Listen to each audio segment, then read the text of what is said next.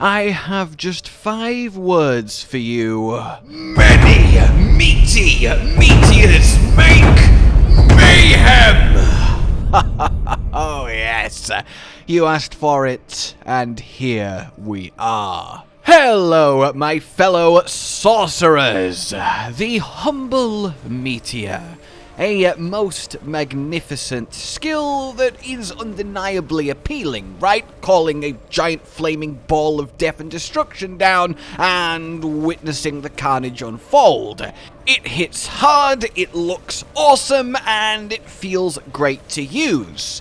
But that all said, it's been in kind of a weird place through most of Diablo 4's lifespan so far. Always just kind of alright. Well, like many of our arsenal in Season 2, it has gotten one hell of an increase in power, both from its initial impact, which will crushingly one-shot most things with 300 to up to 1 million hits, and then its follow-up burn, which for whatever reason is uniquely insane at repeatedly proccing X-Files Corroded Signet for many more multi-million pops repeatedly back to back to back. So essentially, today we'll be cooking, and this is the ingredient list. Near 100% crit chance, a monstrous amount of crit damage, coupled with a ludicrous amount of lucky hit, a dash of X-Files, and, well, it all comes together to make, honestly, the single most potential damage from one button press that Sorcerer is capable of. And yeah, in a world of ball lightning, that's a very fun thing to be able to say.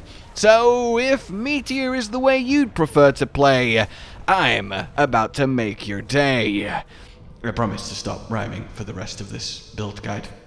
Without further ado then, let's go over peak, min-maxed, highest potential both damage output and survivability Meteor Sorcerer that is craftable in Season 2.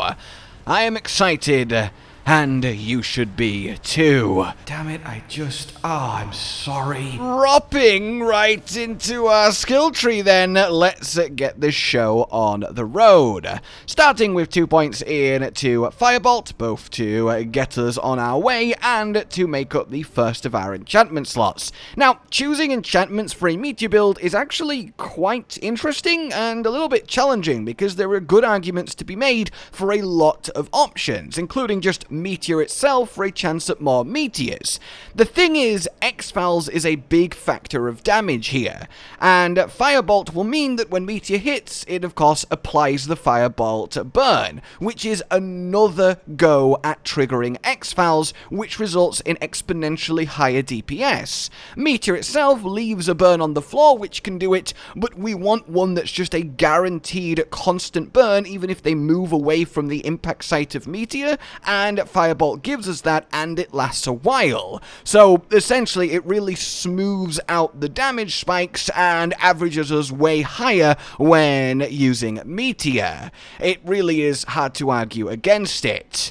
The other slot, well, is a little bit even trickier to nail down, but we'll talk about that in a moment. Over to your cause, where all we care about is Devastation for more meteors above 100 mana, and then Dominance for 9% multiplicative more damage on all of our meteors, because essentially we'll always be above 50 mana. Then we go and grab Flame Shield. We don't need any of the extras, we can save the points to get many more useful things, and then teleport all the way to our DR to, stay alive. Get your 3/3 in Glass Cannon, we can afford the damage increase, there is no harm in grabbing it, we're tanky enough, and it's a nice bump. 1 into your attunement, so the reset can happen, and then we are on our way to Conjuration. Get your lucky hit, because we want as many X-Files as possible, this is very important for that, and our other enchantment slot will also be lucky hit based. Then we just grab Ice Blades as our source of cold damage for Tal Rashas, and then Lightning Spear all the way to Invoked to give us a nice stun everyone, stay alive, apply barrier cooldown that's just honestly many more useful to have than ice armor. But if you really want, you can have ice armor instead of lightning spear, though it does restrict your enchantment slot, as potentially you will need the lightning spear for reliable shock damage, so you don't have to teleport on top of enemies for shock damage for Talrashes, which can be dangerous in higher nightmare dungeons. Then we get the usual duo of Mana Shield and Protection to further our not dying goals, which I always think is, perhaps the number one most noble of goals. Then over to our mastery, where it's all happening. Initially, yes, grab your Meteor to max, and then enhance it, and now we have an interesting choice to make. Mage's Meteor is good, it dropping faster makes it more reliable, but 95% of the time, your Meteor is going to hit, and when we take Vampiric powers and Ravenous into account, you are casting them so quickly, you just kind of don't need this. Also, if we grab the Immobilize baked into the Meteor, then we get to trigger the extra Immobilize damage, and we get to do it without spending points in Crippling Flames, which then is only a chance to do the Immobilize. I've just found the build to be a lot more reliable with this over this, but you can make that decision. Then we get all of our Ball Lightning, take it to Enhanced for that massive increase in tick rate, and then Crackle Energy Summoning, which we can then get the combo of Discharge and Invigorating to have an extra source of incoming mana to power our Meteor spam. This, then, as you might expect, becomes our second enchantment slot, as we are critting constantly. This thing has a really high natural lucky hit chance, coupled with the lucky hit chance we're building for, which means we get a lot of Ball Lightnings massively ticking out damage. Now, this is strictly the best way to deal with bosses. However, there is an argument to be made of getting rid of Ball Lightning altogether and instead going for Firewall, so our Meteor burns on top of the Firebolt enchantment will make loads of Firewalls happen, which then leads to more X-Files, which potentially is better random mobs in a dungeon clear, but we kind of don't need better random mobs in a dungeon clear because the Meteor one-shots most of them, so I lean towards the Ball Lightning for both the mana management and the elite/boss damage, but if you really prefer it, you can get rid of all of this, go full Firewall, and spend these 4 points elsewhere. Anyway, onwards to our ultimate, where we get Inferno, take it to Prime, and then most importantly Supreme. With the amount of cooldown reduction we can have this up essentially half the time, which is a ludicrous amount of free meteors above 100 mana, triggering Elementalist and all of that good stuff. Then, for our key passive, we just need Essu's Ferocity for that crit damage and chance, and the big help against bosses. So there you have it then, Meteor fully set up and ready to go. Gear is up next then. You want crit damage to vulnerable in your weapons, health in your armor, and armor in your jewelry. The aspects we are working with, first up, you've got Conceited. We have a barrier nearly all the time, so this is just a plain constant reliable increase. And then we also have Elementalist, as a lot of the time we will either be casting Meteor for free with our ultimate up or above 100 mana anyway, powered by the Tibalt's resource gain, and this makes our Meteor nearly 100% crit chance, which is very important as crit damage is everything to Meteor. And on that note, on your necklace, make sure you have 3 curses for 60% multiplicative more critical damage on your Meteor. Oh, sorry, 120% on healthy.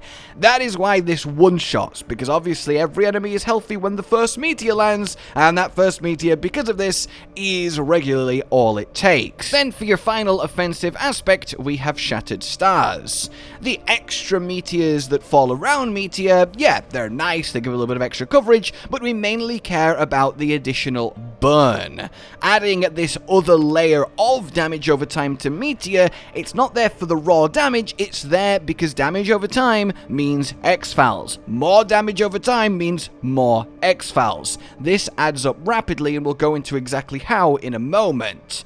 Lastly, then on your helmet, you want that disobedience so you don't get one-shot by random attacks in high nightmare dungeons, and that's all well and good. Then you have a choice to make. If you're doing difficult content, you want just a normal chest with ever-living on it. Everything's going to be vulnerable, so this will keep you alive. If you're doing easier stuff, then put on your Raiment of the Infinite and enjoy the grouping before, you drop a meteor on a clustered, stunned pack of enemies, which is fantastic. As I mentioned, Tibalt's Will, giving you that big damage increase, and more importantly in this case, consistent mana back whenever you teleport and Flame Shield. It really does keep you going. Esu's Ferocity, we're all about crit damage, so more crit damage. The mana cost reduction helps spam your meteor, and the crit chance, again, we're all about crits.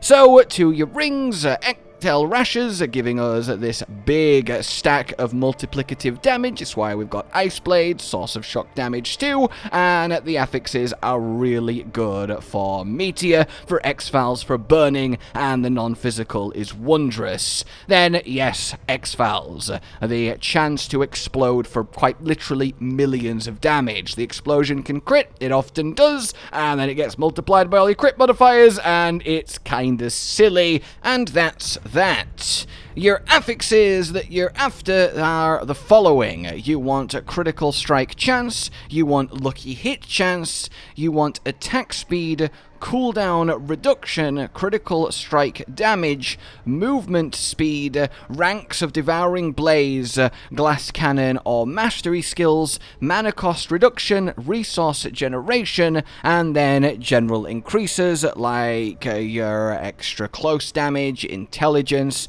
mastery skill damage, and so on and so forth, and you will be right as rain. So with the help of Arclash on my bars, let's actually go into this Shattered Stars, the Burn, the Firebolt enchantment, Meteor, and X-Files. So Meteor, when you drop it, leaves this burning circle on the ground. That is an extra burn, and that can X-Files. It will also trigger our Firebolt enchantment, which, yes, can X-Files. And then we have the aspect of Shattered Stars. So if I go over and just Arclash, we get this single 100 damage a second ticking fire, because it's one lot of Firebolt, one lot of damage over time, and there already we get that ridiculous pop of damage, but it's just one lucky hit chance to happen from one lot of Firebolt.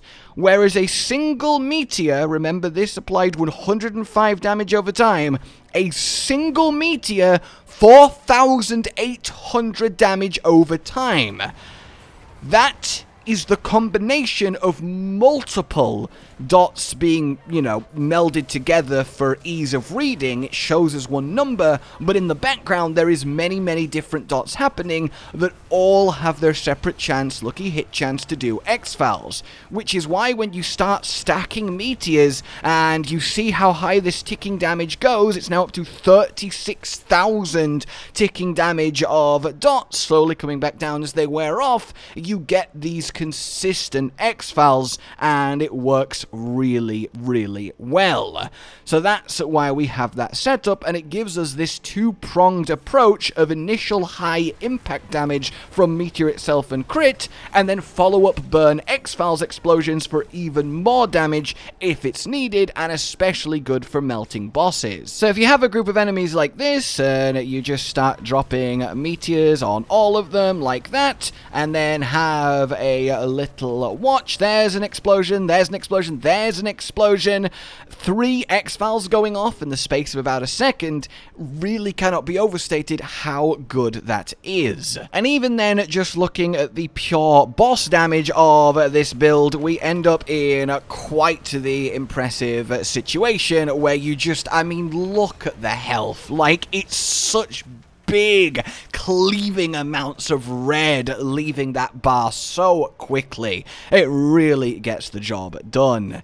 So, let's continue on then with Vampiric powers. We have the now essentially required infection to get our extra stack of Tal Rasha's ring, and we have anticipation to make the cooldown on this as low as we can to get as much time of infinite mana as possible. Then we have the usual duo of Accursed Touch and Prey on the Weak to give everyone Vampiric Curse, which means everyone is vulnerable, taking more vulnerable damage and all that good stuff. And then yes, the also usual Ravenous to cast meteors as fast as humanly possible. Once this triggers, you really start laying them down, and it's kind of why you don't need the faster falling, because just so many are falling. It's quite the simple, straightforward Vampiric setup, but damn, is it effective. That only really leaves our Paragon board to go over. We get our Elementalist and our Resilience, as every build will do, and then we make a break for the glyph slot, which will be Elementalist in an extra 15% multiplicative, always great, as is the extra non-physical from Elemental Balance and the extra all resist from Erudite. Up from Erudite into our Enchantment Master board. This is the heart of any good sorcerer build, because the extra non-physical damage from these three nodes is just so potent alongside powering further nodes along the board. Then in your glyph here, you want to get reinforced for the extra damage reduction with a barrier, which we have up all the time, and again, more non-physical and all resist comes in very, very handy, gotten like this in the middle, spinning off left and right, and just the minimal amount to get the rare nodes, as we need to save the points to reach further for Meteor. Over to the right, which is going to be our Burning Instinct Burning Synergy board, head straight down, grab Cinders for the more damage, then go past the glyph slot, get it, this is where Destruction goes for more crit damage, very important, and then down for a bit of damage reduction in Smouldering Embers. Then we go over to the right here, very specifically, we have got as much dex as we can without wasting points to power Destruction efficiently. Then we go up and just getting Kindling. We don't have the spare points to get the extras around it, but Kindling itself is certainly worth it. Then we head down into our next board, which is going to be your Elemental Summoner board.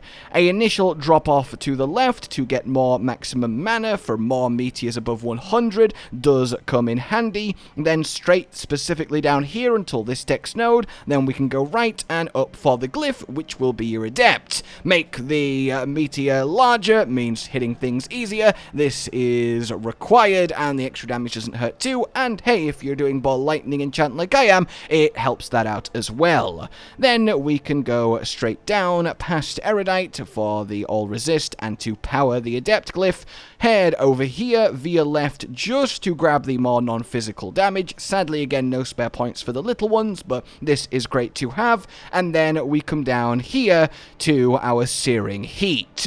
So initially have it in this orientation with Pyromancy over on the top left. Go straight to said Pyromancy for the extra fire damage, and then we go in this diagonal line, passing through Searing Heat, which is a big increase to Meteor, that non-physical damage, powering this up to the maximum 30% multiplicative, and then we continue on down to Combustion, past through it over here, get this little corner of Dexterity, and then down to Flame Feeder, which that Dexterity now powers for the 10% more multiplicative. Finished off with this little Dexterity here, and then we go right to grab the extra % fire damage while we can. Then back up, we want to exit right from our Adept glyph down here through the Intelligence specifically to activate it, which will then take us to our vulnerable Frigid Fate board. Go up and across to get said Frigid Fate, which is at a healthy 26% multiplicative,